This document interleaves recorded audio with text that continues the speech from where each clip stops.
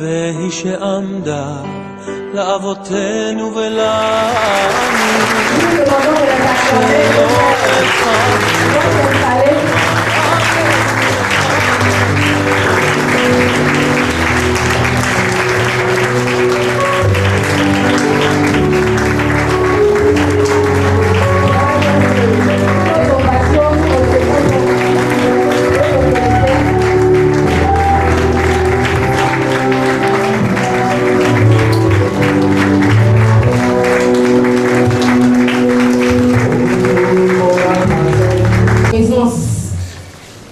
personnalités qui nous font l'honneur de rehausser cette activité. Nous leur demandons de bien vouloir se tenir debout afin que nous les acclamions. Monsieur Tchekoum Isidore.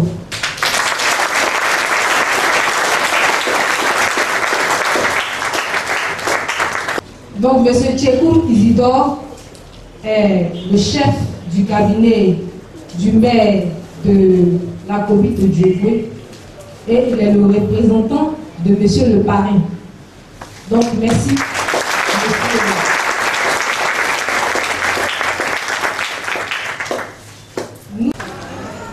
Monsieur Zahir Richard, pasteur de l'église de Dieu.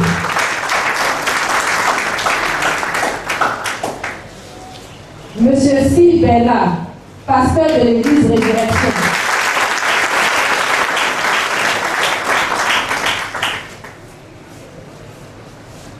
Pasteur Louédé Félix.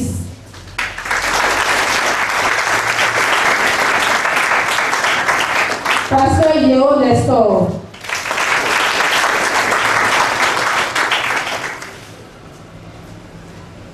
Pasteur Zahir Richard.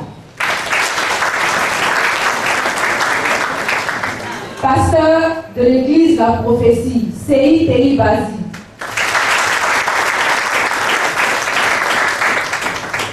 Pasteur de l'église La Prophétie encore, Yao Kadio Emmanuel.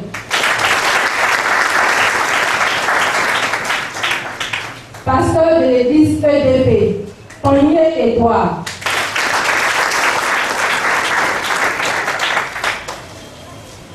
Pasteur de l'église Résurrection, Sil Bernard.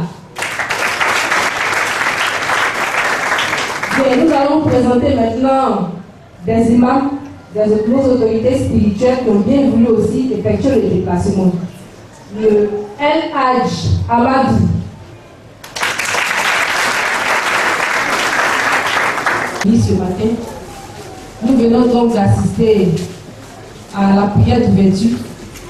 Ensuite, nous allons passer à la phase des allocutions. Après la phase des allocutions, nous allons passer à la présentation de la Bible restaurée. Ensuite, nous passerons à l'intervention de l'auteur. Après l'intervention de l'auteur, nous passerons à une série de questions et réponses. Après la série de questions et réponses, nous donnerons la parole à monsieur le parrain pour son mot de fin. Et après, nous passerons à la prière de clôture. Et après la prière de clôture, il va s'agir pour nous de passer au cocktail et à la dédicace de la Bible proprement dite. Donc, nous passons donc dès à présent à la série d'allocutions et nous appelons Monsieur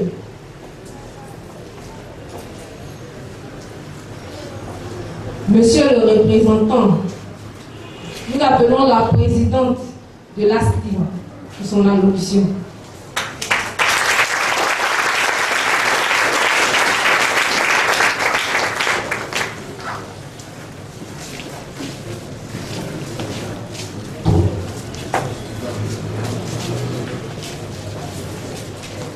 Veuillez excuser cette erreur de notre part. Nous appelons plutôt Monsieur Tchekoum, représentant du parrain, pour son mot d'ouverture.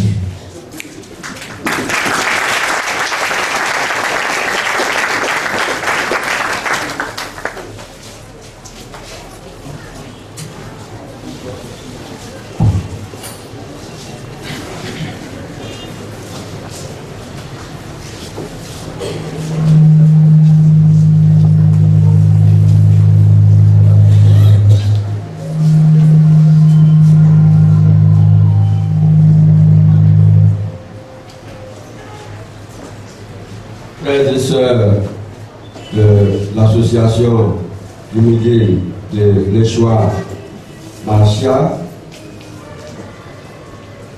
auguste personnalité autour de la table, honorables invités, honorables sœurs traditionnels, mesdames et messieurs. Je voudrais tout d'abord, au nom de monsieur le maire de la commune de Diourbé, que j'ai l'honneur de représenter à cette sympathique cérémonie de dédicace, vous adresser l'expression de mes chaleureuses salutations et vous souhaiter par la même occasion la cordiale bienvenue parmi nous.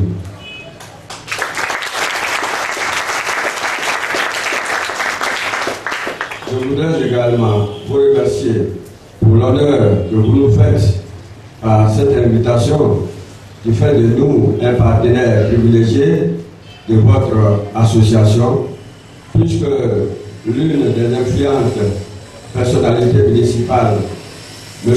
Doumbia Ibrahim, DG de la Geste aussi, premier adjoint au maire de Diourbé, assure le parrainage de la cérémonie de dédicace. Ce matin, empêché par les obligations professionnelles, n'a pu effectuer le déplacement. M'a demandé donc de traduire auprès de vous ses excuses et son attachement. Et dans les instants qui vont certainement suivre, il se mettra en contact avec vous. Nous sommes donc des vôtres, frères et sœurs de Limousin. Nous sommes venus assister à une manifestation où la Sainte Bible, cette bibliothèque condensée de la parole de Dieu, sera magnifiée et nous serons bénis pour avoir la force de conduire le développement économique et social de notre cité. Chers frères et sœurs de l'association Limousin de l'Échoua, l'esprit de cette dédicace épouse bien la certitude que la paix est retrouvée à Diourbé. La cohésion sociale agrémente le quotidien de tous les citoyens. Les gens vaquent allègrement à leurs occupations. C'est ce qu'on appelle Diourbé New Look. Mesdames et messieurs les invités, merci de votre présence. Que le Seigneur vous accompagne dans toutes vos activités. Je vous remercie de votre attention.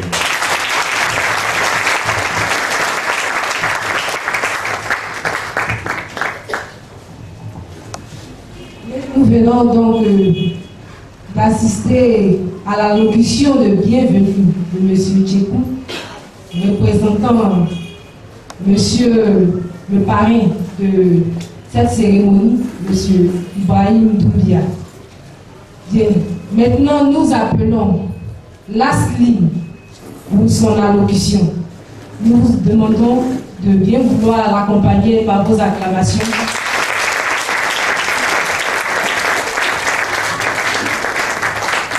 Nous voulons préciser que le discours de l'ASLI sera prononcé par Madame Yapo Kachi Léontine, qui est l'une des présidentes de la structure.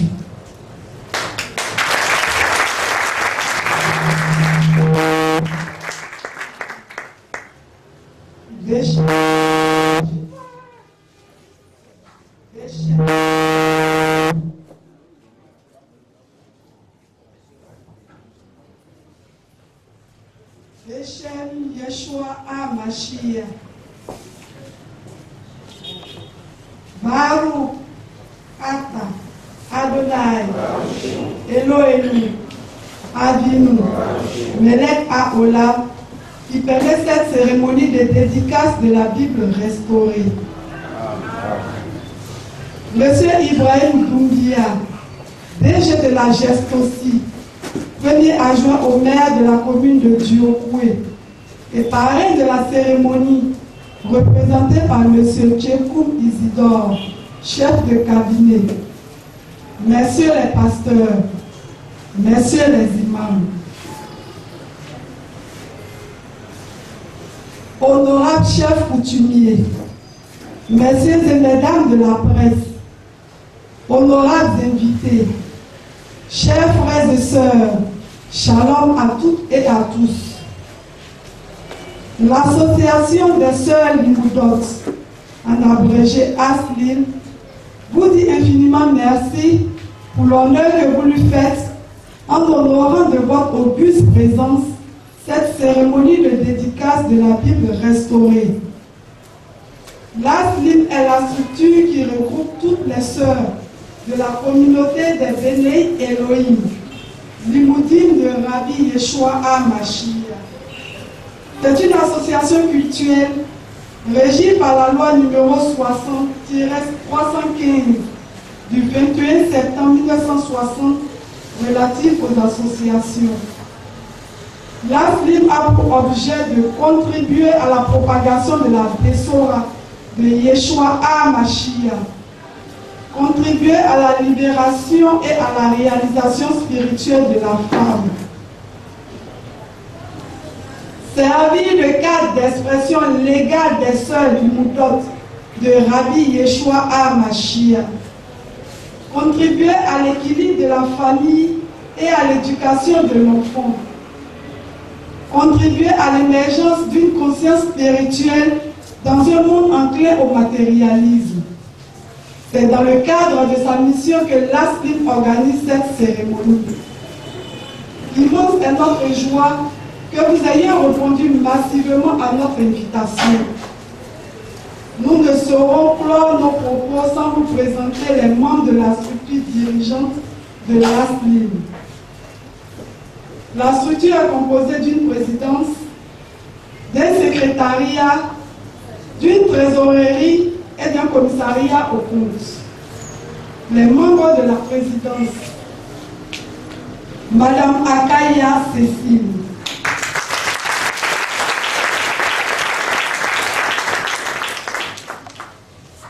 Madame Yapo Kachi-Léontine, les membres du secrétariat: Madame Aïlia Adzo,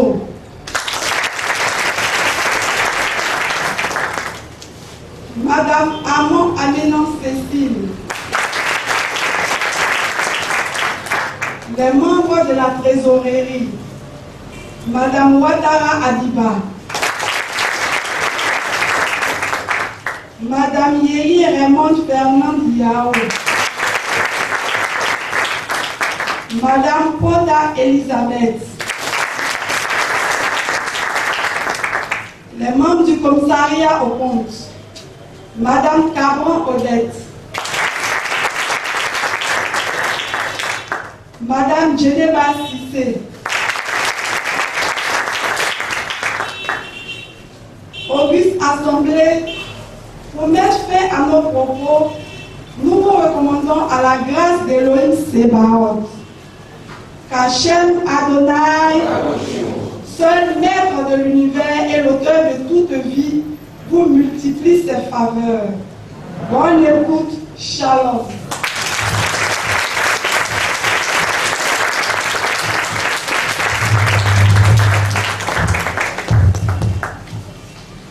Allô. Donc, nous venons donc d'assister au discours de l'ASLIM, discours prononcé par une des présidentes de la structure, Madame Yapo Kachi-Léontine.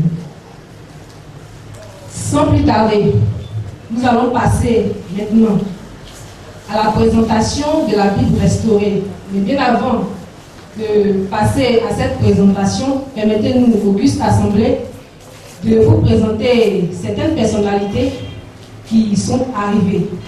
Monsieur Djibi Serge, pasteur de l'église évangélique Ebenezer.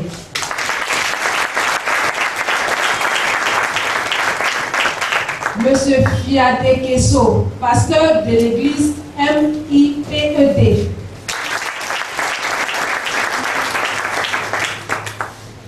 Donc, comme nous venions de l'annoncer tantôt, nous allons passer dès maintenant à la présentation de la Bible restaurée. Sous vos acclamations, nous appelons la CAM Traoré, Karim et Benz.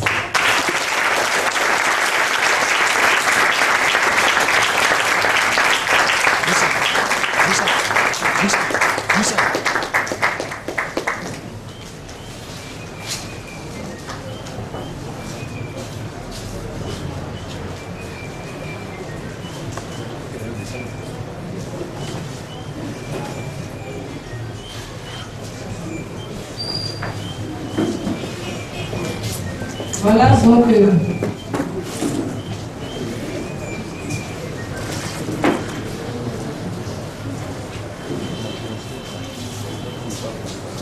nous précisons que la CAM Traoré, Karim et Benz est critique d'art et de littérature spirituelle.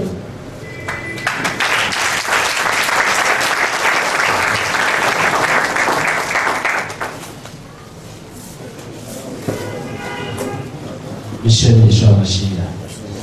Bien donc, je vais demander à la table de bien vouloir descendre puisque j'aurai à utiliser le diapo dans le cadre de mon intervention.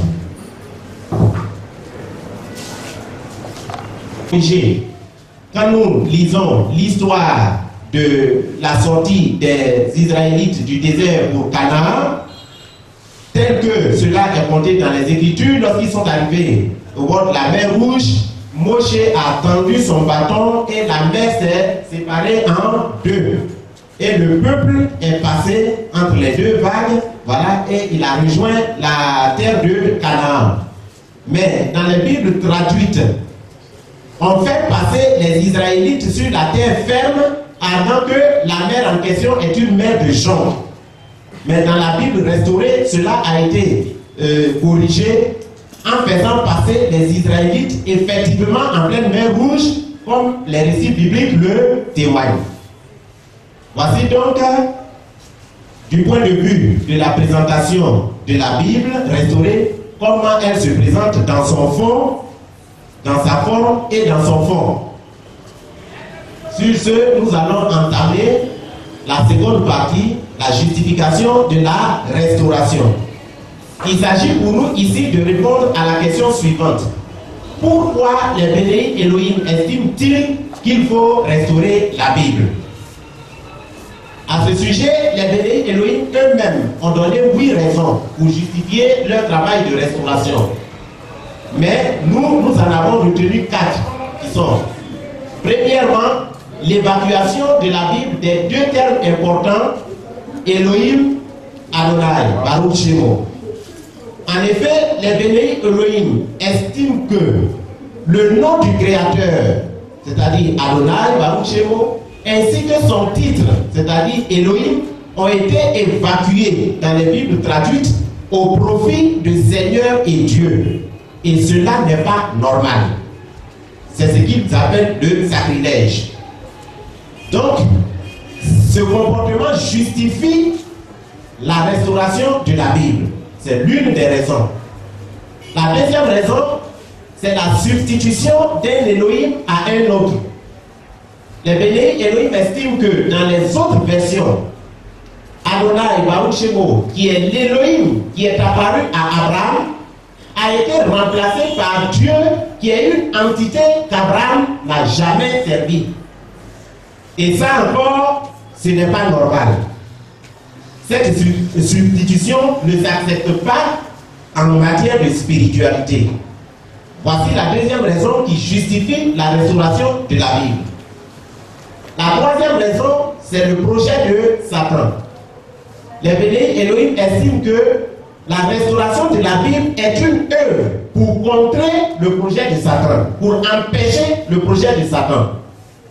Et ce projet de Satan, il se présente comme si Satan veut se faire l'égal d'Adonai, Baruch Shemo, et même il veut le supplanter partout. C'est ainsi qu'il a tenté en vain d'occuper la place d'Adonai, Baruch Shemo au ciel. Les pasteurs sont bien au courant de cette histoire dans la Bible. Il en a été expulsé et projeté par terre. Et à terre, il a réussi pendant très longtemps à remplacer Adonai Baruch Shemo dans la Bible. Mais il vient d'en être expulsé avec la restauration de la Bible que les bénis Elohim ont réalisé. Il lui reste maintenant son dernier projet qui est d'aller s'asseoir bientôt dans le temple de Yerushalayim pour se proclamer lui-même Adonai Baruch Shemo.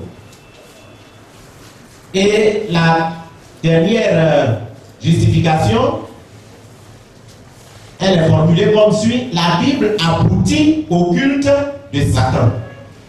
Les bénis Elohim estiment que la Bible, dans cette traduction actuelle, aboutit au culte de Satan.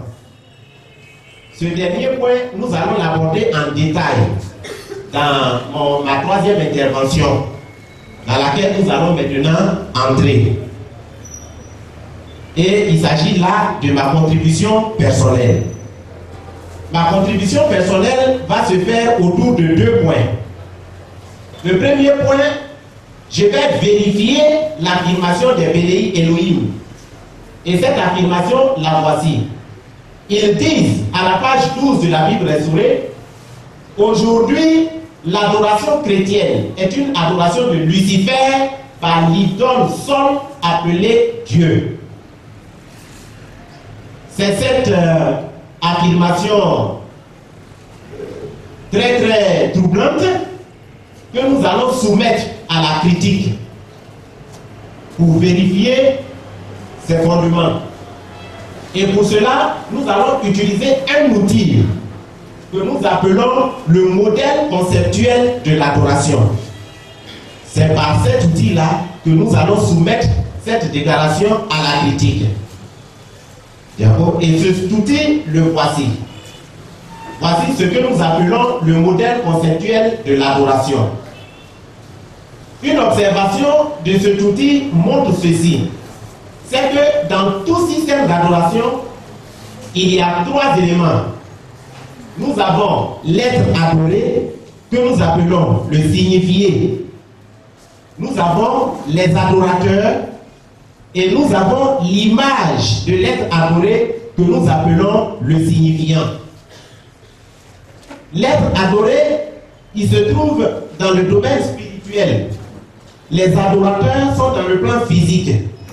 Et l'être adoré doit entrer en relation avec les adorateurs qui sont dans le plan physique.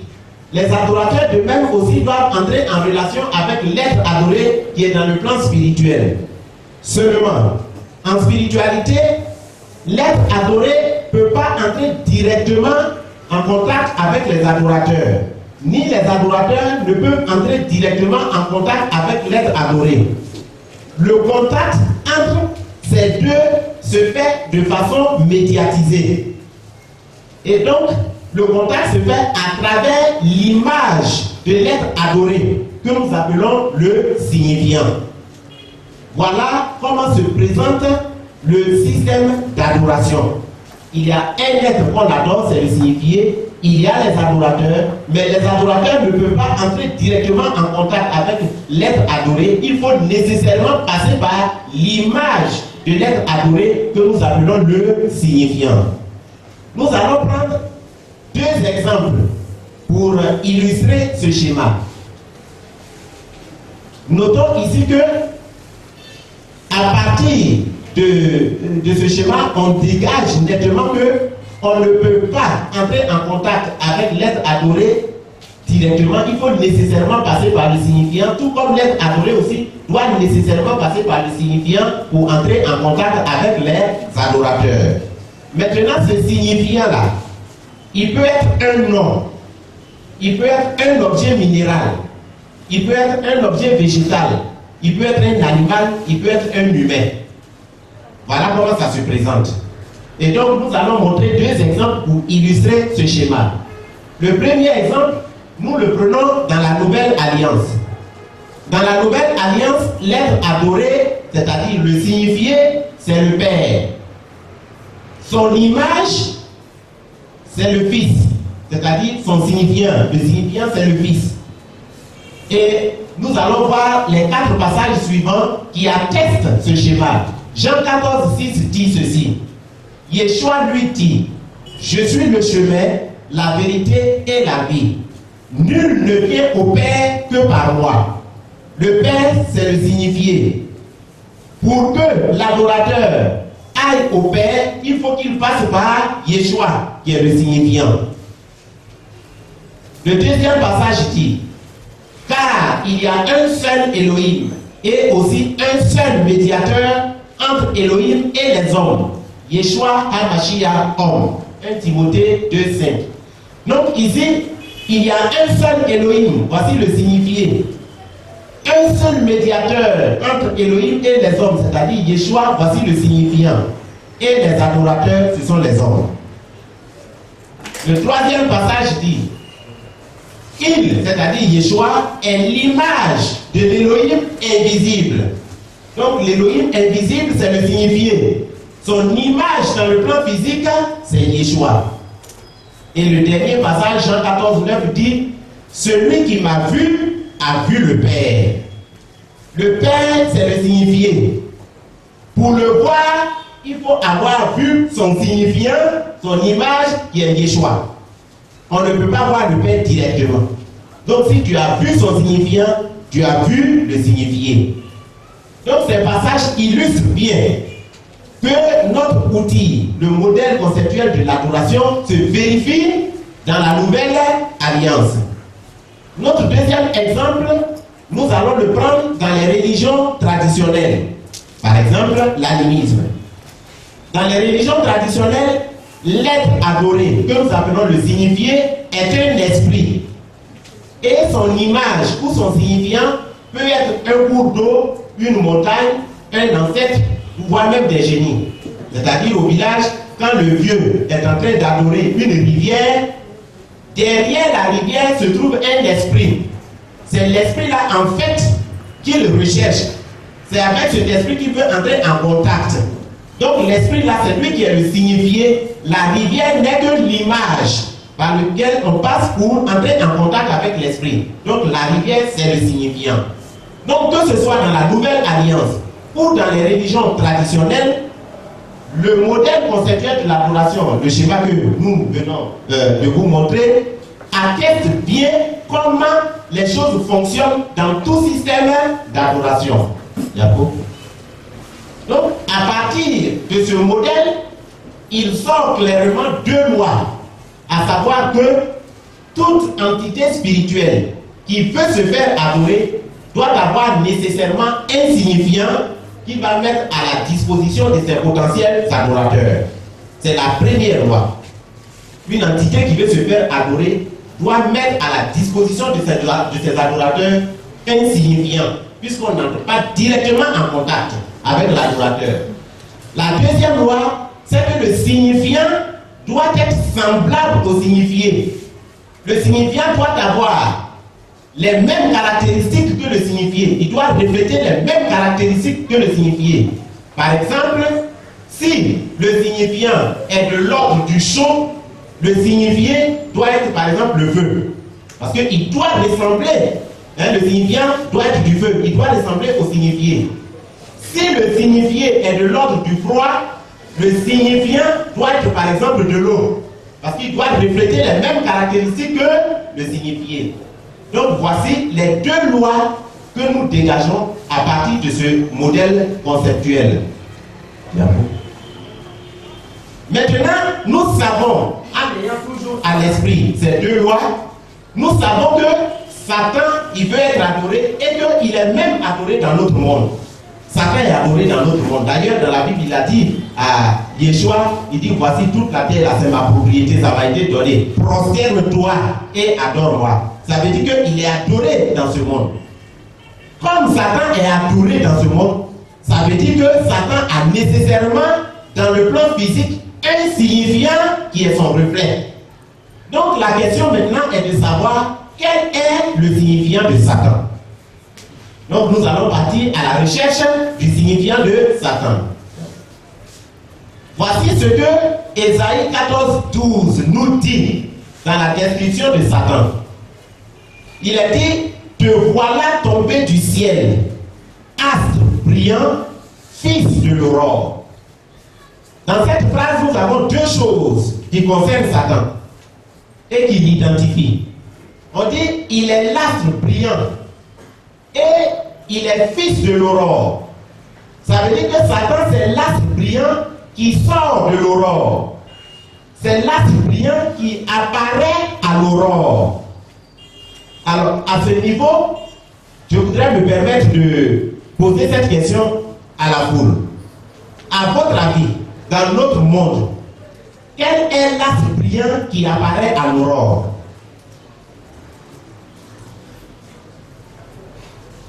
Quel est l'astre brillant qui apparaît à l'aurore? Qui peut vouloir bien s'essayer? Dans notre monde là, quel est l'astre brillant qui apparaît à l'aurore? L'aurore, c'est très tôt le matin là.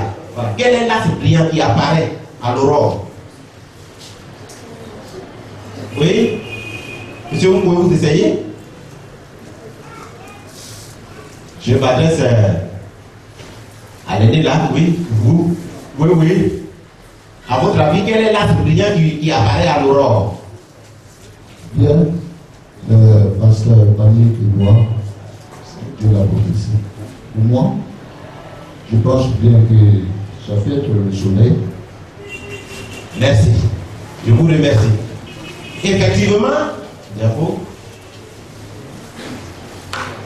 Donc, comme le pasteur vient de l'affirmer, l'astre brillant qui apparaît à l'aurore, c'est bien le soleil. Donc, le soleil, c'est le signifiant de Satan. On dit, tu es tombé du ciel, astre brillant, fils de l'aurore. Si l'astre brillant qui apparaît à l'aurore est le soleil est le signifiant de Satan. Parce que c'est lui qui apparaît à l'aurore chaque matin. Donc le soleil est le signifiant de Satan. Rendre donc un culte au soleil, c'est adorer Satan. Quiconque rend un culte au soleil adore Satan. Or, dans les Écritures, nous voyons que Adonai Baruch Shemo, le culte du soleil, il a horreur du culte du soleil. Et le verset de Lévitique 26-30 l'atteste. Et nous le lisons. Je détruirai vos hauts lieux. J'abattrai vos statues consacrées au soleil. Je mettrai vos cadavres sur les cadavres de vos idoles. Et mon âme vous aura en horreur. Adonai est le culte du soleil. Et dans ce passage, 3 éléments attestent la profondeur de sa haine pour ce culte. Il dit, je vais abattre vos statues consacrées au soleil, là. Premier niveau. Deuxième niveau, je vais mettre vous-même, les adorateurs du soleil, là, vos cadavres sur les cadavres de vos idoles, là. Et puis, troisième niveau, mon âme vous aura en horreur. C'est-à-dire, je vais vous haïr éternellement. C'est de l'inimitié. Donc, tous ceux qui adorent le soleil, voici ce qu'il leur réserve. Parce que le soleil, c'est le signifiant de son adversaire, c'est-à-dire Satan. Et il hait le soleil parce que Satan, qui est le signifié du soleil là, il prétend aussi à l'adoration et au règne. Et dans la Bible, nous voyons une histoire qui illustre très bien la haine qu'Adonai a pour le culte du soleil. C'est la crise dite du veau d'or. Cette crise qui est intervenue entre Adonai Baruch Shemo et les Israélites dans le désert du Sinaï nous donne un aperçu de la haine qu'il a pour ce culte-là, c'est-à-dire le culte du soleil qui est l'adoration camouflée de Satan. En fait, de quoi s'est-il agi dans cette crise? C'est que le drame est venu par le fait que les Israélites, voulant adorer Adonai Baruch Shemo, leur Elohim, qui les a délivrés du joug de Pharaon, ils se sont trompés de signifiant. Ils voulaient adorer Adonai Baruch Shemo, mais ils se sont trompés de signifiant. Quel est le signifiant qu'ils ont pris? ils ont pris un signifiant dans lequel Adonai Baruch Shemo ne se reconnaissait pas. Et ce signifiant, c'était une divinité solaire égyptienne appelée la déesse Abi. Que voici. En quoi ça là, ça reflète le Créateur? En quoi ça là, c'est caractéristique d'Hachem? Donc, de temps en temps, je dirais de temps en temps Hachem parce que le mot, son nom Adonai, il est sanctifié, il est sacré, on ne peut pas le prononcer tout le temps comme ça. Donc, je vais le remplacer par Hachem. Donc, quand vous entendrez Hachem, il s'agit de Adonai, Baruch Shemo. Donc, en quoi ce signifiant reflète-t-il Hachem? Et c'est ça que les Israélites ont pris comme signifiant pour adorer Hachem. Et voici ce que Aaron a dit. Il dit, Israël, voici ton Elohim qui t'a fait sortir de l'Égypte. Celui qui t'a fait sortir de l'Égypte, le voici.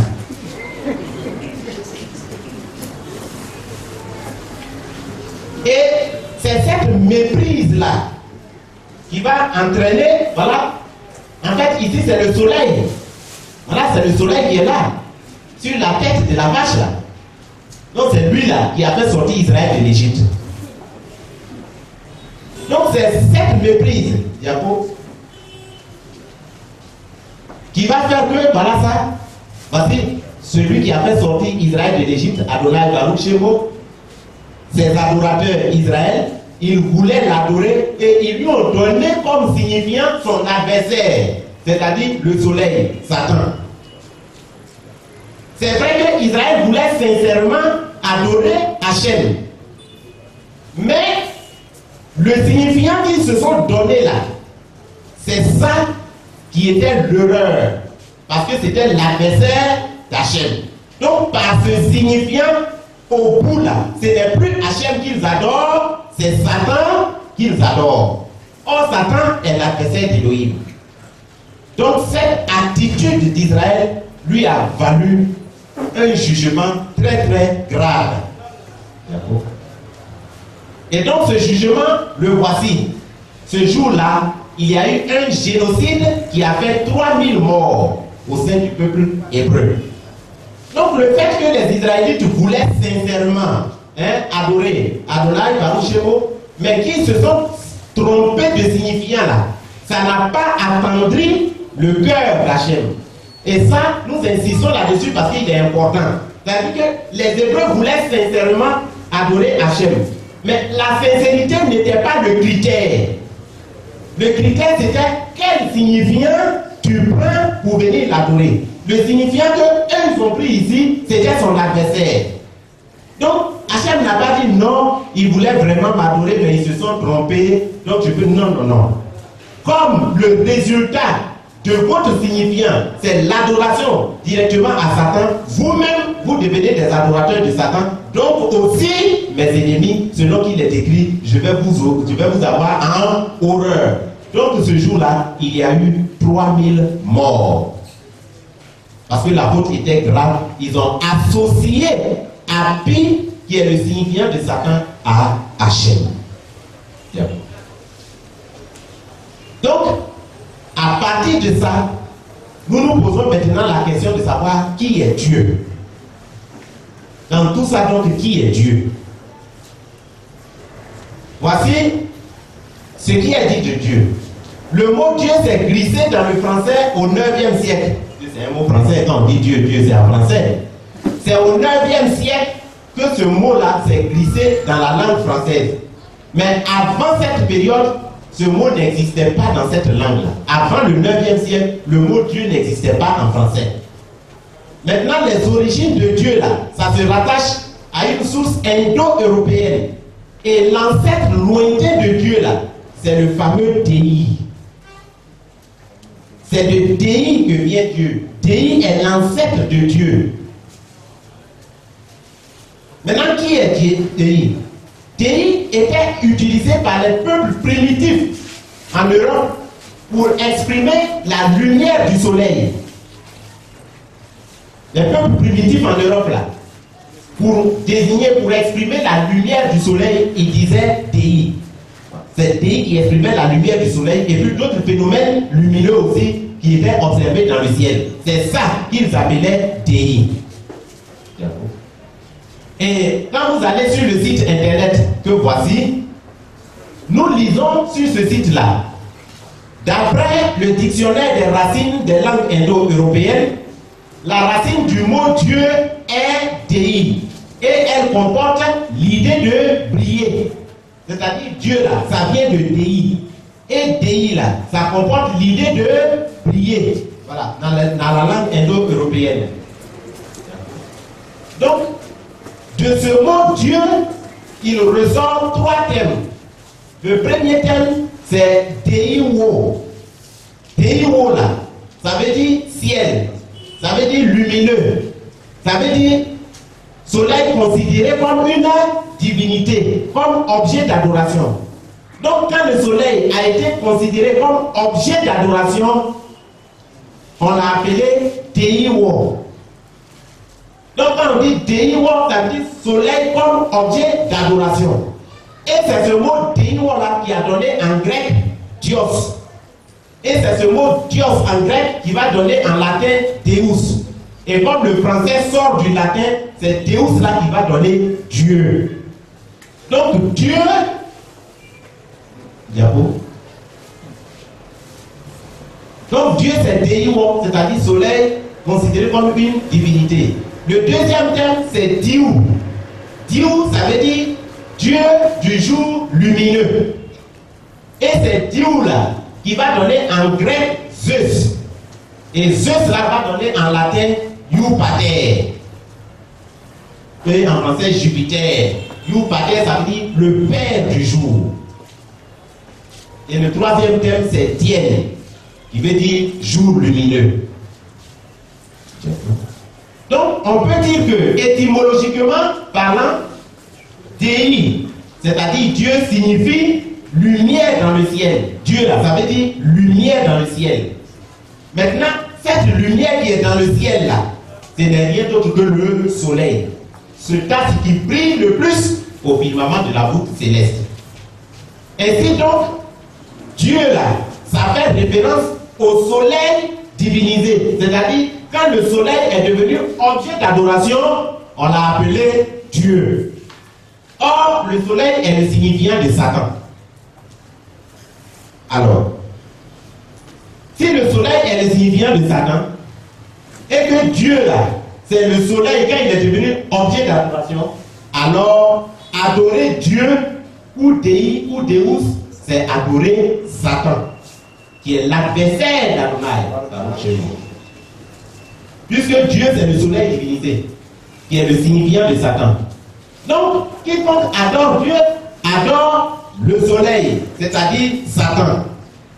Alors, à partir de là, l'affirmation des Bénéi Elohim se trouve donc vérifiée. Et cette affirmation, la voici, quand ils disent, aujourd'hui, l'adoration chrétienne est une adoration de Lucifer par l'idole Sol appelée Dieu, alors ça se trouve vérifié, puisque le christianisme adore Dieu.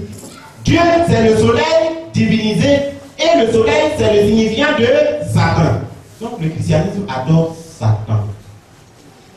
Comme Israël voulait adorer Adonai, mais ils se sont trompés des signifiants pour adorer la déesse Hapi.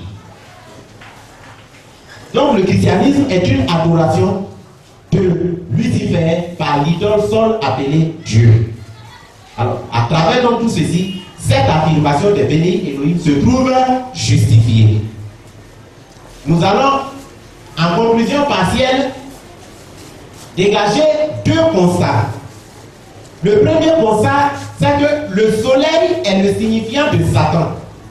Rendre un culte au soleil, c'est adorer Satan. Le deuxième constat, c'est que Dieu, c'est le soleil élevé au rang d'objet d'adoration. Donc le soleil élevé au rang d'Élohim. On déduit donc par là que adorer Dieu, c'est adorer Satan, l'adversaire d'Adonai. Puisque Dieu, c'est le soleil élevé au rang d'adoration. Et il est le signifiant de Satan. Donc en conclusion, ce que les Bénéi Elohim ont dit, ont fait comme déclaration, comme affirmation, se trouve vérifié, à savoir Aujourd'hui, l'adoration chrétienne est une adoration de Lucifer par l'idole Sol appelée Dieu. D'accord. À partir de là, nous allons maintenant entrer dans le second point de ma contribution.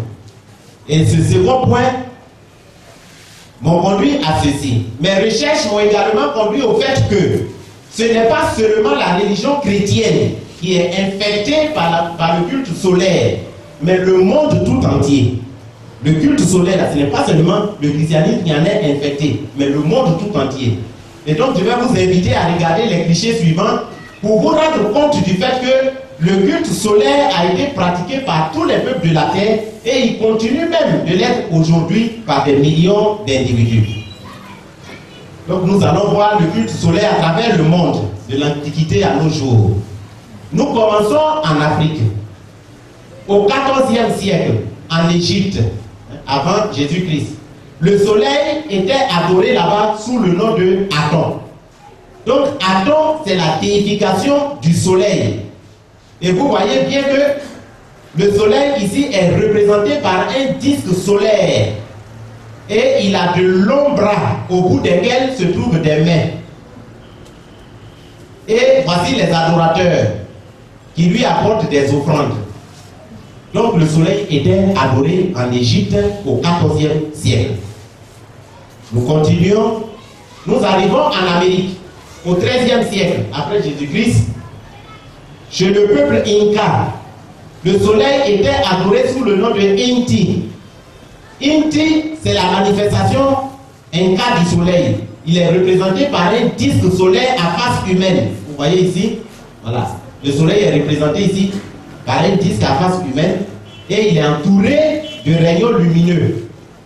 Donc voici comment le soleil était adoré en Amérique chez le peuple Inca sous le nom de Inti.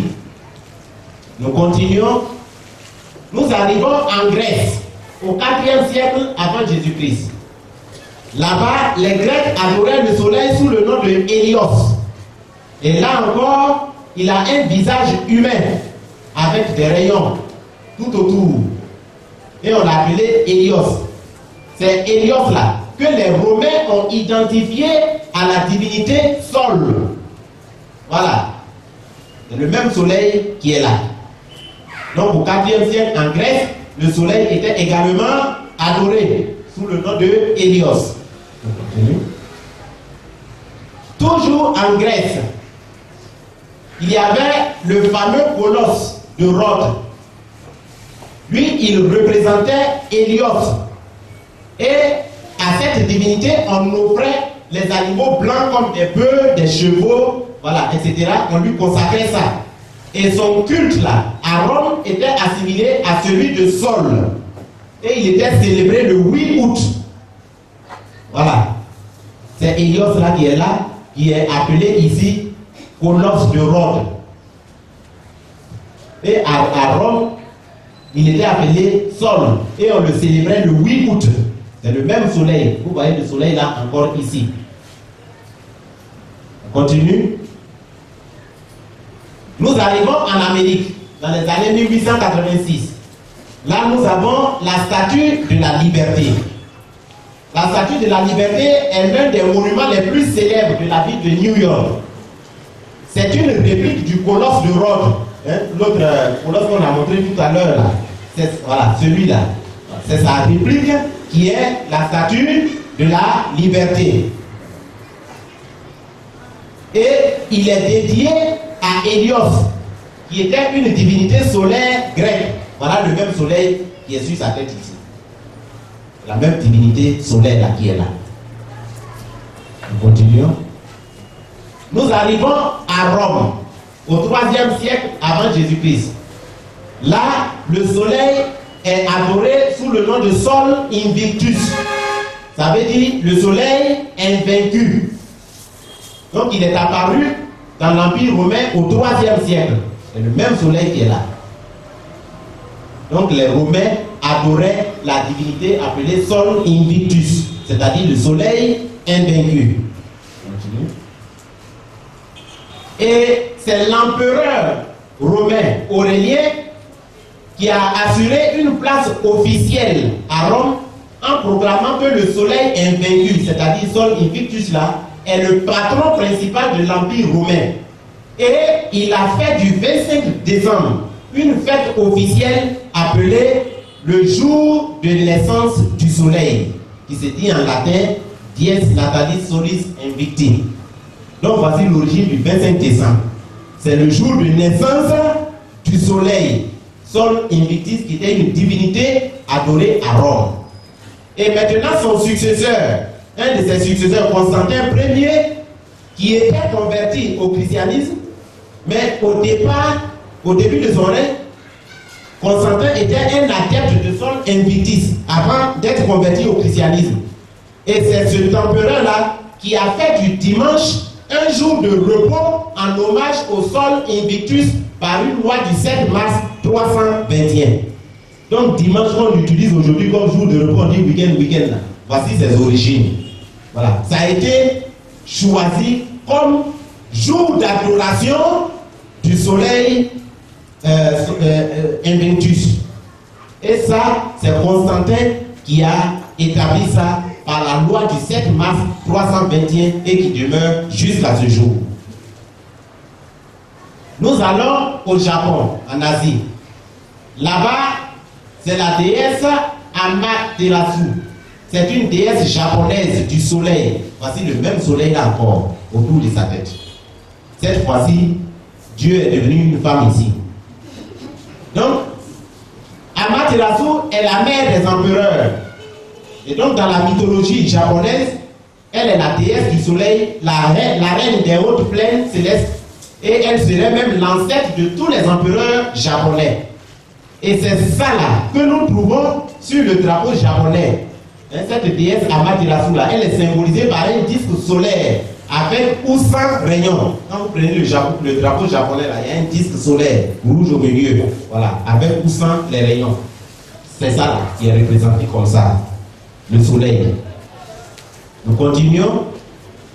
Cette fois-ci, nous arrivons toujours dans la Rome chrétienne.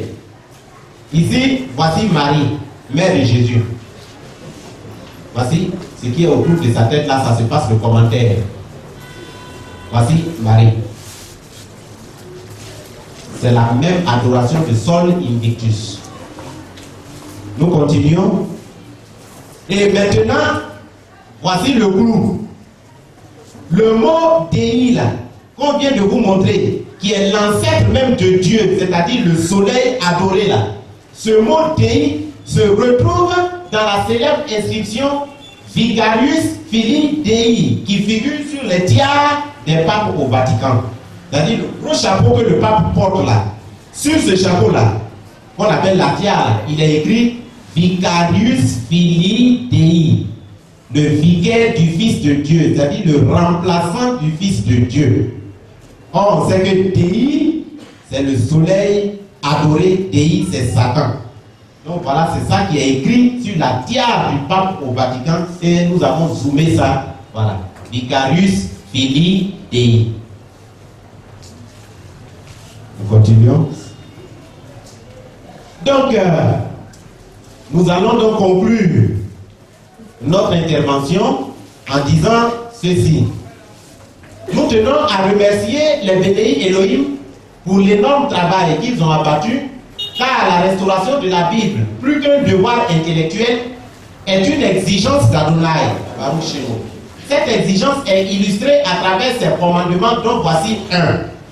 Exode 20, de 2 à 3, il dit: je suis Adonai, Baruch Shemo, ton Elohim, qui t'a fait sortir du pays de Mithraïm, c'est-à-dire de l'Égypte, de la maison de servitude. Tu n'auras pas d'autre Elohim devant ma face. Satan a été chassé du royaume des cieux suite à son push manqué. Il doit être chassé de la Bible en y effaçant le nom de Dieu. Ce nom ne peut pas figurer dans la Bible. Aujourd'hui, avec la Bible restaurée, cela est fait. Il ira bientôt s'asseoir dans le temple d'Élohim à Jérusalem pour se proclamer Adonai et il y sera chassé. Je vous remercie, qu'Adonai vous bénisse.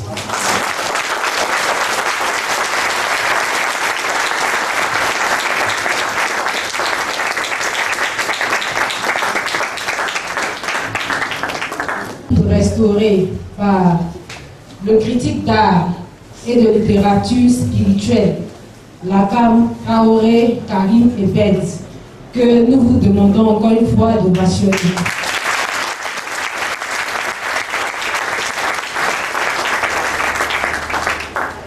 Honorables invités, nous allons passer dès maintenant à une étape très très importante de la cérémonie qui nous réunit ici ce matin.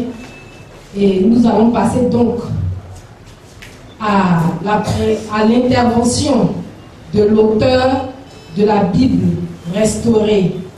Donc, sous vos acclamations, mesdames et messieurs,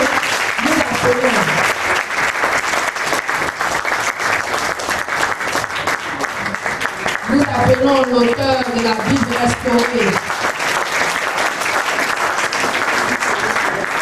Lakam Kone Aboubakari Siddiq, pour son intervention. Nous voulons préciser que Lakam Kone Aboubakari Siddiq est cocave de la Keïla de Béni Elohim.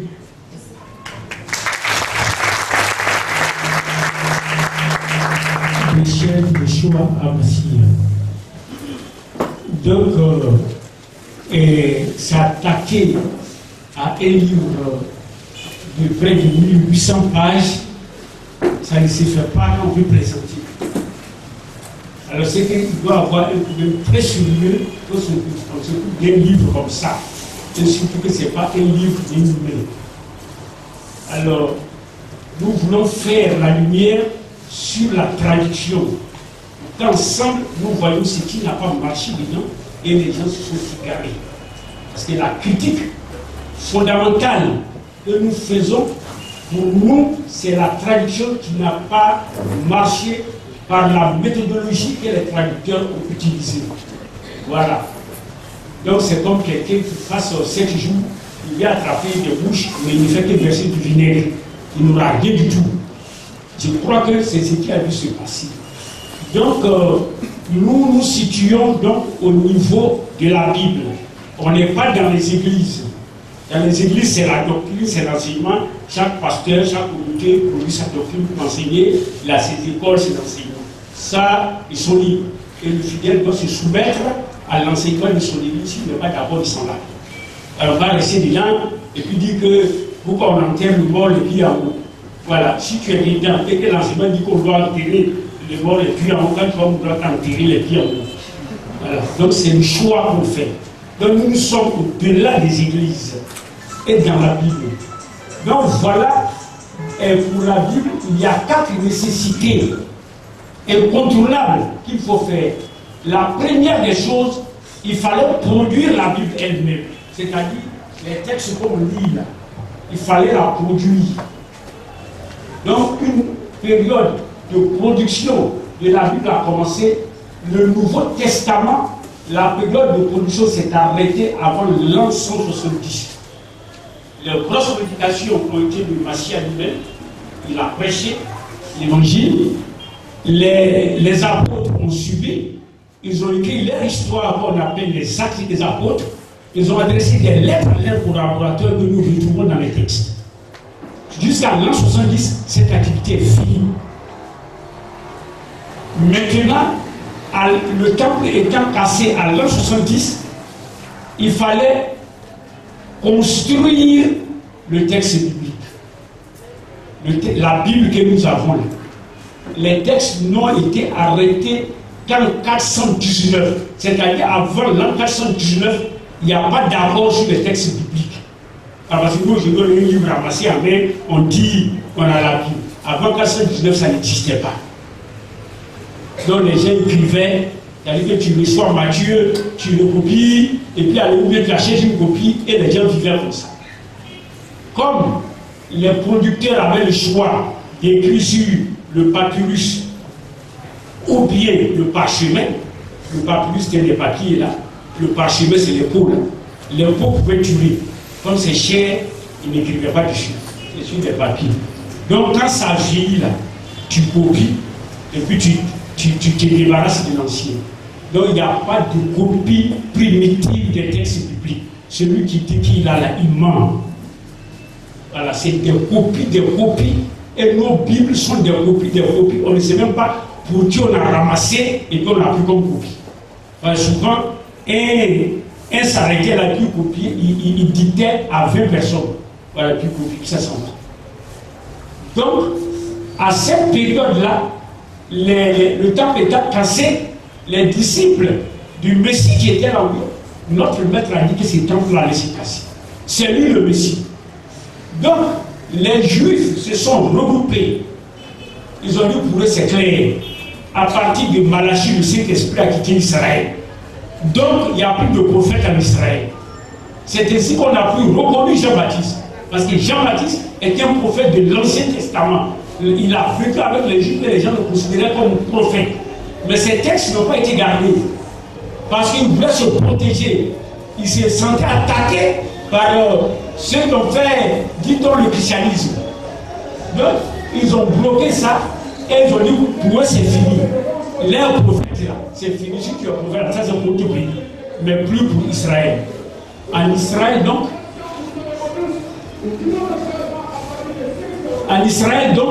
les prophètes sont arrêtés.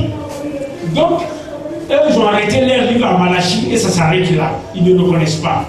Les chrétiens maintenant ont vécu. Ils écrivent.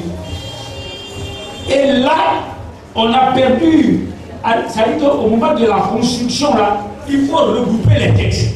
Ça veut dire qu'il faut arrêter qu'est-ce qui est vrai et qu'est-ce qui est faux. Il y avait plus de 10 évangiles. Ils n'en ont arrêté, ils n'ont choisi que 4. Et quand on leur demandait pourquoi ces 4, un puissant théologien comme Irénée de Smyrne, Irénée de Lyon, il dit non, il y a 4 points cardinaux, il y a peut-être il fallait 4, ça va être en dessous. Il y a 4 étapes de la matière, il fallait 4 évangiles. Donc on a arrêté 4 évangiles. C'est comme ça qu'ils ont justifié. Jusqu'au concile, c'est un monsieur, Marcion, qui s'est levé. Il dit, partout là, il y a des Bibles, chacun, comme on avait chacun ses lettres, machin, tout. Il faut qu'on arrête le canon de l'écriture. Qu'est-ce qui va être nos livres là? On n'est qu'à les arrêter. Pour lui, c'était scellé. Il retient seul évangile, celui de Luc. Parce qu'il ne connaît plus Paul. Donc il retient les lettres de Paul. Et les lettres de Paul sur les 14, il n'en avait trouvé que 10. Et la lettre aux Éphésiens, il appelait sa lettre aux Laodicéens. Ceux qui lisent la Bible, Paul le dit. Nous avons lisé la lettre de Laodicéens, faites lire quand temps. Mais la lettre de l'Épître aux Laodicéens n'est pas dans notre Bible. Pour Marcion, le livre aux Éphésiens, c'était la lettre de Laodicéens. Donc, lui, il a dit c'est ça. Voilà ce qu'il retient donc. Les lettres de Paul, l'évangile de Luc, et comment on appelle. Donc, il va et il ne reconnaît pas l'Ancien Testament. C'est-à-dire que si les gens avaient reconnu ça, ce serait notre Bible. Et nos prédicateurs aujourd'hui allaient condamner l'Ancien Testament. Ils allaient trouver dans leur prédication que le démon est caché. Voilà ce qu'ils allaient trouver. Quand il allait, le pape l'a souligné totalement. Il y a un autre qui a dit, mais comment vous pouvez prendre 4 évangiles, ils ne disent pas la même chose, et puis certains se contredisent. Donc, ça c'est... on va faire un évangile. Donc, il a pris celui de Luc, comme l'évangile. Si Matthieu dit quelque chose de contraire, il enlève ça. S'il dit quelque chose de nouveau qui n'est pas contraire, il ajoute. Il prend pour Marc. Donc, il a créé l'évangile unique, le diatérason. Donc, le Tassien, lui, il a fait ça. Mais de concile à concile, ils ont retenu les lettres qui circulaient. Et l'avant-dernier concile avait rejeté l'Apocalypse, le livre de Pierre, et comme on appelle les Bibles de Jean, c'est-à-dire tout ce qui n'est pas adressé à des communautés d'avait rejeté. C'est au dernier concile, finalement, qu'ils ont accepté. Et ça, c'est le travail de l'Église catholique. C'est eux qui ont arrêté les canons parce que le protestantisme va commencer à naître au XIIe siècle. Mais quand ils ont arrêté les textes au IVe siècle, la Bible n'était pas là. Ça veut dire que voici les textes qui sont autoritaires. Mais ce n'était pas encore sous forme de Bible. Il faut, et quand ils l'ont fait, juste un des empereurs Domitien, il va demander de brûler même tous les documents des chrétiens. Donc eux, maintenant, certains ont pu cacher. il donnait le faux. Donc notre livre a été constitué. Voilà, la grande question qu'on pourrait poser à cette période, est-ce qu'il n'y a pas de livres sérieux qu'on n'a pas? Ce qui est sûr, la Bible elle-même cite 15 livres qui ne sont pas, comme on appelle dans le texte, 15 livres. Elle-même elle cite. Voilà. Celui qui a fait le livre des rois, il a ses archives qu'il cite, qui n'est pas dedans. Il y a les prophéties de Dieu, d'Achisia qui ne sont pas dedans. Le livre de Noch est cité clairement par Jules, ça n'y est pas dans la Bible. Au moins 15 livres qui sont absents de nos textes. Ça, on peut toujours critiquer. Mais ce que j'ai trouvé de fondamental qui a disparu, c'est ce que quand vous lisez le livre des Actes, on dit qu'il persévérait dans l'enseignement des apôtres. L'enseignement des apôtres, quand les apôtres étaient vivants, ils venaient pour enseigner. Et cet enseignement a disparu. C'est pour que chaque église, là, comme on n'est pas dans chaque église, là, chaque église a sa doctrine. Mais si l'enseignement des apôtres avait été maintenu, on aurait une doctrine uniforme. Mais l'enseignement des apôtres a disparu. Certains ont tenté d'écrire l'enseignement des apôtres dans ce qu'on appelle la ditachi, qui existe. C'est dedans là qu'on voit partir 3 gouttes d'eau sur la tête avec beaucoup de colons. Beaucoup sont battus pour mettre ça dans, comme on appelle, dans la Bible. Voilà, il y a beaucoup de livres, des livres similaires, beaucoup de lettres qui existent et qui n'ont pas pu entrer. Mais je pense que le document fondamental perdu, c'est vraiment l'enseignement des apôtres et qui fait qu'il y a des doctrines différentes dans toutes les églises. Parce qu'en fait, ce que chaque pasteur, en allant derrière la Bible, ce qu'il veut retrouver, c'est l'enseignement des apôtres pour le communiquer à son troupeau. Donc lui, il doit inventer ça. Ce n'est pas un petit travail. Merci à vous, pasteur. Donc, les traducteurs, ça y est là, il faut traduire. La traduction est importante. Parce que nous avons perdu dans nos églises une pratique importante. La Bible doit se lire en communauté. C'est au cours d'une lecture que Massia s'est levé et puis il a lu le texte d'Ésaïe, il a dit aujourd'hui cette parole s'est accomplie. On ne lit plus, on ne fait pas de livre collectif. Quand vous regardez là de la Bible, on dit Moïse est lu dans les synagogues chaque sabbat. La lecture est une pratique qui a disparu, que les premiers croyants faisaient. Or, si elle doit se lire dans les communautés, dans toutes les langues, il faut aller à la traduction du système. Et il y a eu un grand travail de traduction. Et à l'an 2000 déjà, on avait la Bible traduite en 2000 langues. Mais les langues que les linguistes ont recensées dans le monde, c'est 6000 langues. La Bible est traduite en 2000 langues. Donc ils ont fait un travail immense de traduction. On les a persécutés, on les a fait souffrir. Voilà. Ils nous ont pensé. Quand Ségon a fini sa traduction, on lui a dit n'a qu'à changer quelques vocabulaires. Parce qu'il ne voulait pas cette histoire. Les gens disent non, il faut enlever sacrificateur dans ton texte. Parce que nous, on est à l'église, on ne fait plus de sacrifices. Il faut remplacer. Mais s'ils avaient regardé les musulmans à côté, ils verraient que les musulmans font 5 prières par jour. Les juifs font 3 prières. C'est la prière qui a remplacé le sacrifice. Il faut enlever. Ils ont demandé Ségon à résister. Il a dit que s'il meurt, peut-être qu'ils vont faire avec lui. Sa production est finie en 1880. 5 ans après 85 ans, souvent le congrès de Berlin, Ségon est mort. Donc, d'autres ont tenté. Kendall a voulu faire, on l'a attrapé, on a mis sur le coucher, on l'a brûlé. Ils ont achevé après lui. Ils ont beaucoup souffert. L'un des derniers, c'est le professeur Cohen, Alfred Cohen. Quand il a lu la Bible de Martin, parce que Martin, quand il était en Allemagne, il a vu que la Bible existait en allemand, mais le français, l'allemand était trop lourd. Il voulait une Bible que tout le monde lise pour comprendre. Donc quand il fait une phrase, il va au marché, près de la vendeuse. Ça, quand tu vas dire ça comme en allemand, il retourne et puis il met ça. Il le insulte, critiquer, manger tout. Alfred Cohen a l'orientation, nos Bibles en français sont trop lourdes. C'est difficile. Il faut souvent être universitaire pour comprendre. Il a décidé de faire en français, c'est en français courant. Lui et ses camarades sont regroupés. Ils ont fait la Bible du Semeur. les géniaux qui distribuent la Bible cadeau là, ils ont voulu prendre pour publier. Mais quand les gens ont récupéré la Bible de Coelho, Coelho m'a regretté. Ils l'ont emmené aux enfers d'abord, avant de le faire sortir. Ces mots-là, on a dit que c'est une démon. Donc, toutes les traductions étaient critiquées. Ce n'est pas à moi de lancer la pierre à des traducteurs. C'est pour laisser la Bible sang, pour avoir la Bible plus. Mais c'est que quand on a produit comme ça, et que les gens ont produit, ils ont prêché, et qu'on a rassemblé, on a construit, que ça va dans d'autres langues qu'on traduit. Maintenant, les gens font des révisions. Donc, nos Bibles n'ont pas besoin de révision, mais de correction, de restauration, et c'est ce que nous on a prévu de faire. Et c'est une première dans le monde.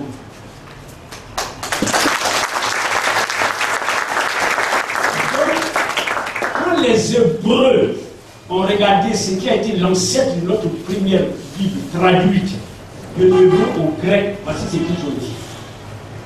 Le jour où la Torah fut traduite en grec pour le roi Ptolémée fut aussi mauvais pour Israël que le jour où le veau d'or fut fabriqué. Pourquoi? Puisque la Torah ne pouvait pas être traduite adéquatement. Veau d'or que vous avez vu, on a présenté là, on dit notre Bible ressemble au veau d'or, que c'est la même faute qui a été commise. Voilà. Alors si c'est ça, voici ce veau d'or. Est-ce que l'erreur que nos gens ont fait, c'est ici, ou bien c'est là, ou c'est là? Bon, ici on ne se trompe pas. C'est nous qui adorons. Mais ici, là, est-ce qu'ils se sont trompés là?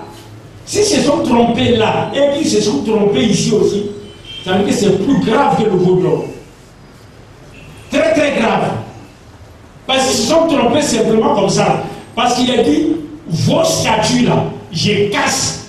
Vous-même, je vous tue, je mets vos cadavres dessus.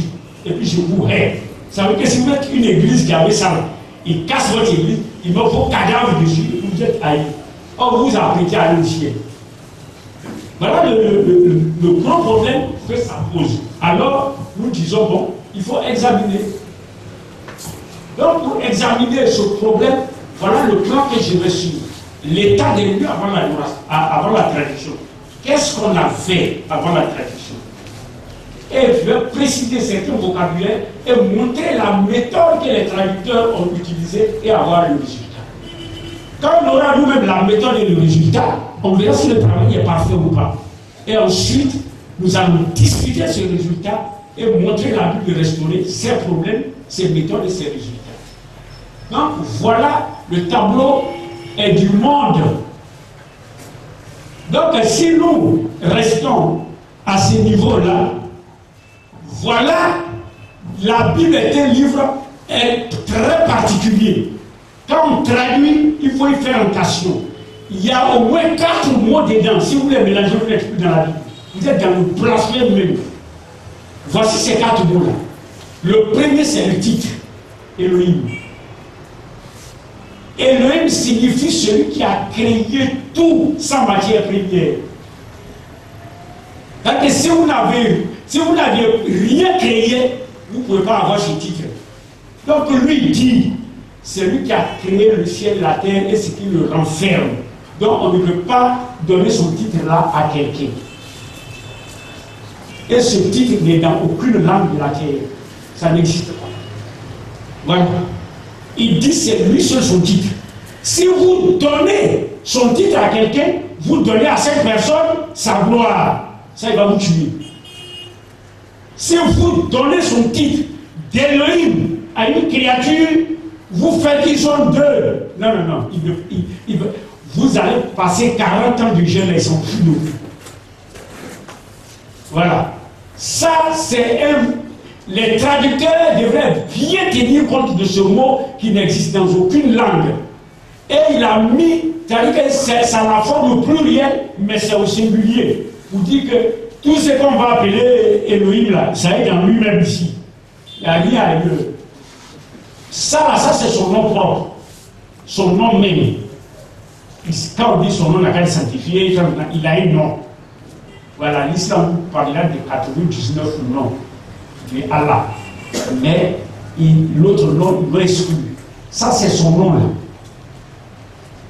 On ne peut pas le prononcer. C'est donné en consonne, en hébreu. Et quand Moïse allait sur la montagne, lui-même, il a écrit de son nom. Il a écrit de sa main, puis il lui a donné. Il est venu avec ça. Aucune tribu sur la terre n'a ça. C'est son nom propre, ça. Voilà. Comme moi, je m'appelle Abou, là. Lui, c'est son nom, ça. Pour moi, là, on peut prononcer. Pour lui, là, aucune bouche ne peut prononcer. Il n'y a pas de voyelle dedans. C'est un ensemble de consonnes. Ça, comme il a écrit le nom de façon non prononciable, parce que le jour où vous prononcez son nom, ça veut dire que vous le connaissez. En ce moment, mieux vaut venir vivre avec vous. Connaître son nom, c'est connaître son identité. Alors, il a donné un mot. Quand vous rencontrez ce nom-là, vous prononcez ça. Vous lisez ça. C'est ce qu'on appelle le Kiri. Donc, quand vous rencontrez son nom-là, vous dites Adonai. Maintenant, quand vous dites Adonai, ça veut dire que vous respectez ce nom. Au lieu de dire son nom, vous dites Adonai. Ça aussi, ce n'est dans aucune langue. C'est-à-dire que c'est le mot de supériorité, de grand respect qui n'est dans aucune langue.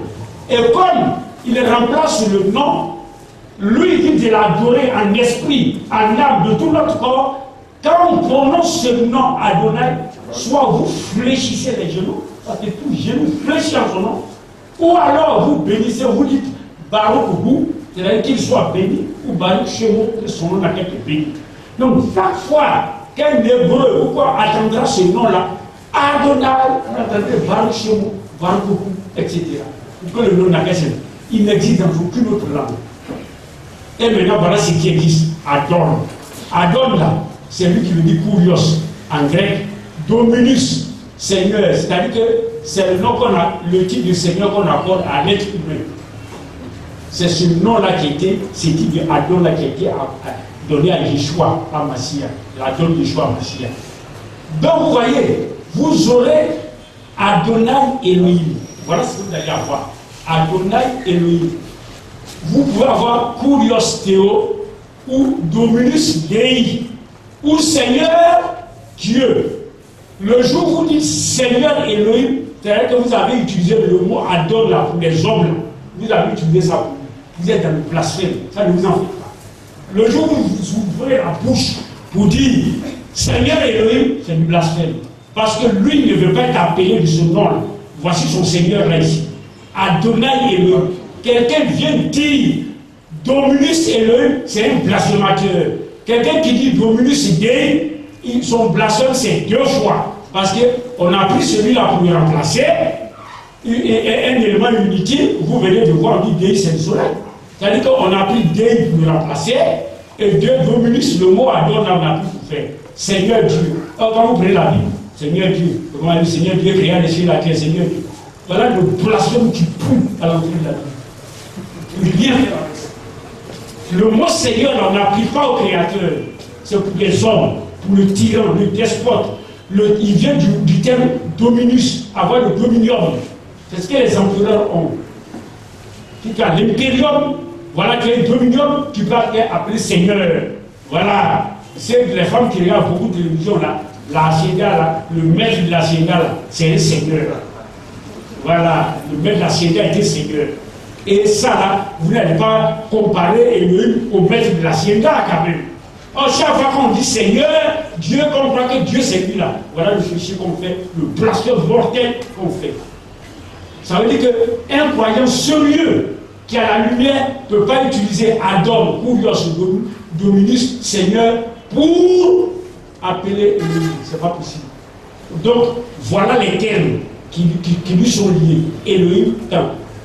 Maintenant, les trois là sont la même chose. Dei là, c'est lui qui est Dieu, c'est lui qui est Théos. Et quand vous regardez le titre, c'est Dei, le nom, c'est Dei. Dès l'instant où ça devient comme ça là, c'est un concept, la personne n'existe plus. Donc Dieu est devenu un concept. Voilà, juste un bot, c'est-à-dire que si vous êtes un grand voleur, vous devenez le Dieu des voleurs. Voilà, si vous devenez un grand agriculteur, vous devenez le Dieu des agriculteurs. Donc ce Dieu-là, il n'existe plus, c'est un concept. Vous aurez des dieux, mais Dieu là, si vous sortez dans la rue pour chercher l'homme là, vous ne le trouverez pas. Il faut quelqu'un de noir, clair, grand, machin, c'est pas possible. Il devient un concept. Le jour où Elohim devient concept, vous l'avez tué. C'est une lettre. Donc voilà ça. Vous voyez que le titre est la même chose. Ça ne se passe pas comme ça dans la Bible. Et puis, comme il doit être respecté, comme on ne doit pas dire son nom, il a une kéri. Eux, ils n'en ont pas. Donc ils vont faire, en principe là, pour appeler, ils devraient dire Dei Dei. Dei Dei, c'était ce qu'ils devaient faire. Mais vous, Dominus Dei. Ceux qui voient la messe encore, Dominus Dei. Voilà. Donc voilà l'état des lieux que nous avions, que nos gens avaient pendant la traduction. Donc, ils ne pouvaient pas dire que Elohim là, il était égal à Dieu. Parce que Théos, Dei, Dieu, viennent de Babylone, de Babel. Où Abraham même est né, il a grandi. Les gens adoraient les Théos là-bas. Et il est sorti, et Elohim l'a rencontré, et il a dit, je serai ton Elohim, etc. Ce sont ces enfants qui ont constitué la famille d'Israël, et l'Elohim, la naît en Israël, c'est grâce à Yeshua Mashiach qui va venir dans le monde. Je ne sais pas si vous voyez, il est l'ami de quelqu'un, il est dans la famille de quelqu'un, il est dans une nation, et par Yeshua il va au monde. Donc on ne peut pas nous dire que cet Elohim-là était chez les Grecs, que c'était quand. Parce qu'au moment où Abraham était avec lui là, cela existait. On l'adorait. Donc ce n'était pas cela. Voilà, comme il vient le critique d'art vient de démontrer, ça c'était le soleil. Donc il ne peut pas, un peuple va s'asseoir pour dire que non, que lui et lui là c'est Nyamia, c'est pas Nyamia, c'est pas vrai. Nyamia n'a jamais dit au Baoulé qu'il a eu un enfant pour sauver les gens. Il ne sait pas, on va aller chercher cet enfant Baoulé. Il va s'appeler Kabou, pourquoi mais il va s'appeler Jésus-Christ. Donc voilà, les mots là, ce qu'on peut connaître d'eux, Elohim là, c'est elle là, on peut fabriquer d'autres mots avec. Les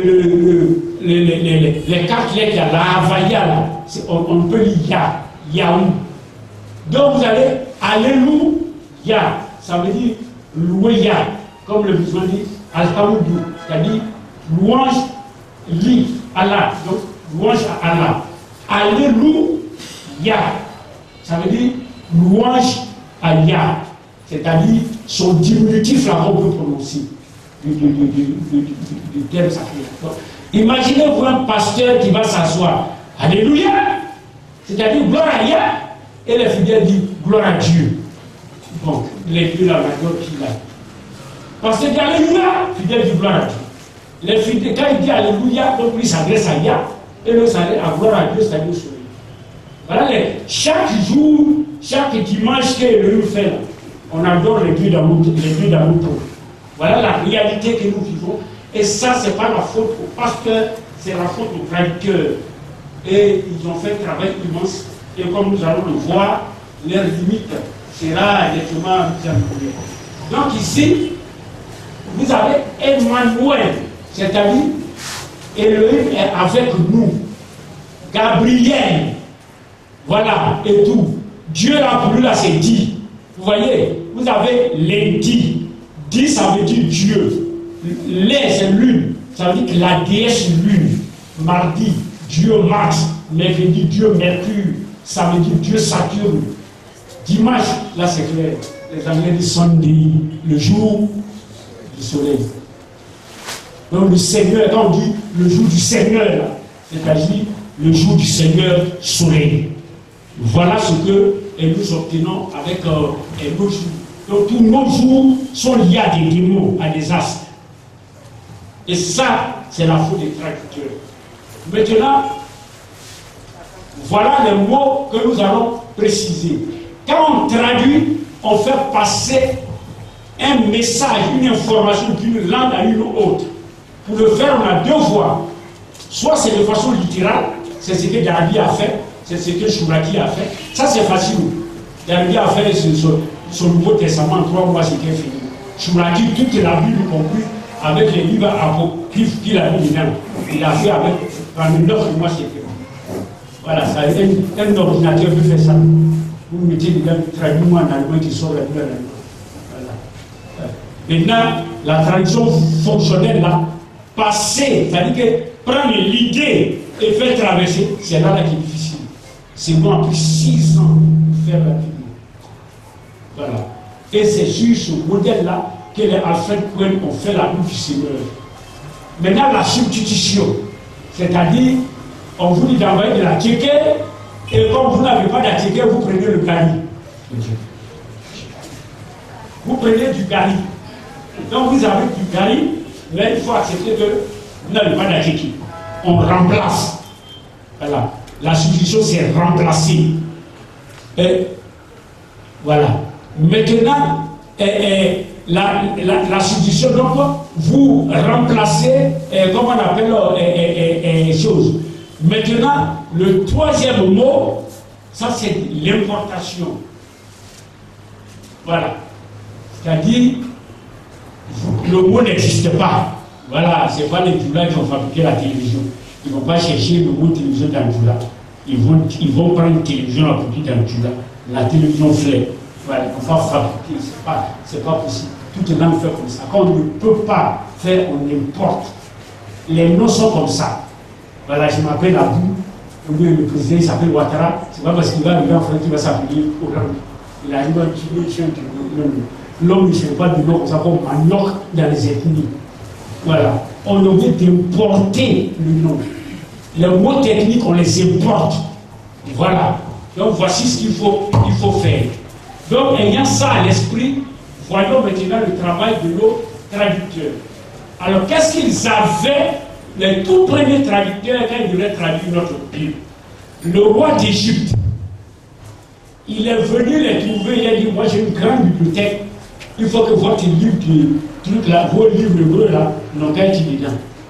Et ils se sont dit, mais comment nous on va traduire pour mettre dans la bibliothèque la Bible, un objet saint, dans la bibliothèque qui est un truc profane. Il y a le nom de l'une dedans et son titre. Est-ce qu'on peut mettre là? N'importe qui peut ouvrir, manipuler. Donc, ils ont pris, ils se sont regroupés. S'ils refusent, le roi premier d'Égypte va les créer des problèmes s'ils le font blasphème. Ils ont pris la décision suivante.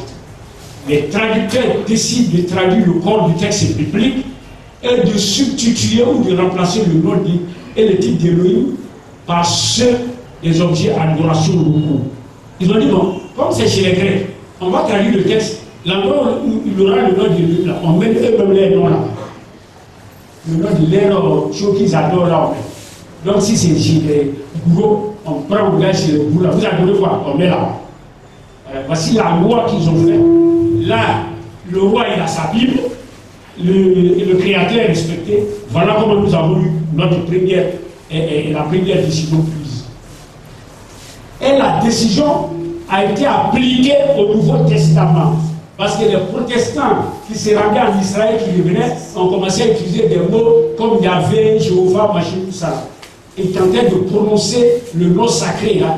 Ici, c'était bien informé en Israël. Vous allez voir que les gens parlent de Hachem ou d'Adonai là-bas. Ils ont les Yahvé, les Jéhovah, les temps. Alors le cardinal Arizet dit, il faut traduire en se conformant à une tradition déjà évidente dans la version de septembre. Le nom du Dieu Tout-Puissant, exprimé en hébreu par le tétragramme, c'est-à-dire ça là, et traduit en latin par Dominus, vous voyez, doit être rendu dans chaque langue vernaculaire par un mot de même signification. Ça arrive chez vous, vous donnez le nom de votre langue. D'abord, Dominus, comme je vous l'ai dit, on ne peut même pas lui appliquer ça. Et eux, ils ont pris Dominus Dei. Si ça arrive chez vous, vous donnez quelque... Voilà, le nom qui est chez vous. Maintenant, si chez vous, Dieu là s'appelle chien, vous l'appelez chien. Vous écrivez ça, au commencement, chien, criard, les chiens, la clé. Voilà. Et c'est ainsi qu'on arrive à la tradition. Malheureux de Jean 3,16, Dieu a tant aimé le monde qu'il a donné son Fils unique. Et que quand il le traduise maintenant tout là, Allah a tant aimé le monde qu'il a donné son Fils unique. Mais le Coran te dit, dans la sourate Al-Qur'an, dis-lui, l'Éternel n'a pas d'enfant, il ne peut pas enfanter, etc. Quand tu veux quelque chose, c'est le Kun Fayakoun. Il n'a pas d'enfant. Quelqu'un qui dit qu'Allah a un enfant, il va l'en faire. Il devient chic. C'est l'affirmation correcte du Coran et c'est la shahada. Maintenant, notre traducteur arrive, voilà, dans Jean 3,7, Allah a son fils unique, Allah d'une qualité, il a donné à Katrina Kanou. Mais c'est des années, Allah n'a pas d'enfant. Dès l'instant où vous êtes chez Allah, Allah n'a pas d'enfant. C'est un blasphème, c'est même mis dans le Coran. Et il va appeler Jésus en jugement parce qu'il a dit de prendre lui et sa mère comme Dieu. Allah n'a pas d'enfant. Quels sont ces traducteurs sauvages qui sont arrivés à des confusions aussi mortelles? Hein? C'est pas Allah. L'autre a un fils unique par lequel il sauve. L'autre, il a envoyé un Rasoul. Si vous voulez, le Rasoul, il n'est pas dans le christianisme. Le Rasoul est dans l'islam seulement. Il n'est pas ailleurs. Il n'est pas chez les bouddhistes. Il a envoyé un Rasoul pour conduire les gens. Maintenant, vous, on vous a envoyé un fils unique. Et vous dites que Allah a eu un enfant.